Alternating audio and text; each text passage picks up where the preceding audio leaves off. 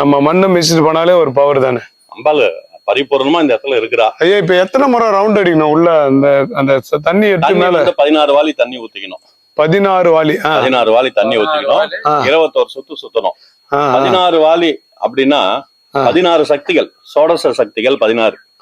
அந்த 16 சக்திகள் ஒன்லி பெண் சக்தி தான் 16 பேரும்.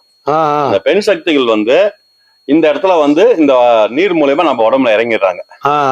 அப்ப அந்த நீர்ல இறங்க அவங்க நம்ம உடம்புல நம்மளுக்கு தோஷம் ஆட்டோமேட்டிக்கா அந்த தண்ணி உழ போயிடுது.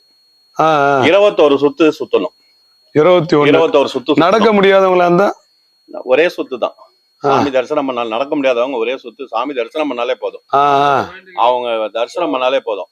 அதாவது அந்த தண்ணி உடம்புல ஊத்தும் பொழுது அந்த தோஷம் விளைக்கிறது. அது வீட்டுல இருந்து குளிக்காம கூட வந்துடலாமா?